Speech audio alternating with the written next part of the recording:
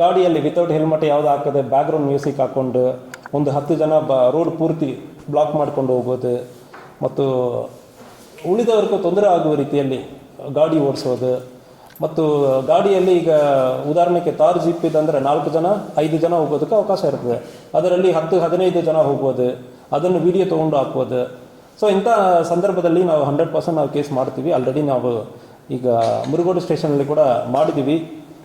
ಮತ್ತು ಯಾವುದೇ ರೀತಿಯಲ್ಲಿ ಅವಾಚ್ಯ ಶಬ್ದಗಳಿಂದ, ಅಶ್ಲೀಲ ರೀತಿಯಲ್ಲಿ ಹೆಣ್ಮಕ್ಳಿರಲಿ ಹುಡುಗರಿರಲಿ ಕೆಟ್ಟ ಶಬ್ದದಿಂದ, ತುಂಬ ಕೆಟ್ಟ ಶಬ್ದದಿಂದ ಬೈಯೋದು, ಅದಲ್ಲದೆ ಬೇರೆ ಬೇರೆ ರೀತಿಯಲ್ಲಿ ರೀಲ್ಸ್ ಮಾಡಿ ಹೆಣ್ಮಕ್ಳು ಯಾರು ಬಿಡ್ತಾರಂದನೂ ಕೂಡ ಅದು ಕೂಡ ಕಾನೂನು ರೀತಿಯಲ್ಲಿ ಕ್ರಮ ಕೈಗೊಳ್ತೀವಿ. ಸೆಕ್ಷನ್ 296 BNS ಪ್ರಕಾರ ಒಂದು ಕ್ರಮ ಕೈಗೊಳ್ತೀವಿ. ಇನ್ನೊಂದು IT act 67 and 67A information technology act, ಅದರಲ್ಲಿ ಕೂಡ ಅಬ್ಸೀನ್ ಆ್ಯಕ್ಟ್ ಇರ್ತದೆ. ಅಂದರೆ ಅದರಲ್ಲಿ ಕೂಡ ನಾವು ಕೇಸಸ್ ಮಾಡ್ತೀವಿ. ದಯವಿಟ್ಟು ನೀವು ಸೋಷಿಯಲ್ ಮೀಡಿಯಾನಲ್ಲಿ ಯಾವುದೇ ನಮಗೆ ಜವಾಬ್ದಾರಿ ಇಲ್ಲ ಅಂದರೆ ಅಂದ್ಕೊಳ್ಳೋದು ಬೇಡ.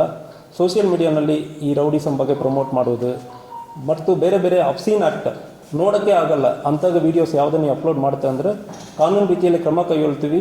ಮತ್ತು ಫೋನನ್ನು ನಿಮ್ಮ ಯಾವುದೆಲ್ಲ ವಿಡಿಯೋ ತೊಗೊಂಡಿದ್ದೀರಿ ಎವಿಡೆನ್ಸ್ಗಾಗಿ ಅದು ಕೂಡ ನಾವು ಸೀಸ್ ಮಾಡ್ತೀವಿ. ಮಾಡಿದ್ದೀವಿ, ಮುರುಗೋಡಲ್ಲಿ ಮಾಡಿದ್ದೀವಿ. ಮುರುಗೋಡಲ್ಲಿ ವಿಡಿಯೋ ಇದೆ, ವಿಡಿಯೋ ಇದೆ, ಮಾಡ್ತೀವಿ, ಕಳಿಸ್ತೀವಿ. ಸೊ ಬೇರೆ ಬೇರೆ ಅಶ್ಲೀಲ ರೀತಿಯಲ್ಲಿ ನೋಡೋಕ್ಕೆ ಆಗಲ್ಲ ಅಂತ ಮಾಡುವಾಗ ಯಾವುದು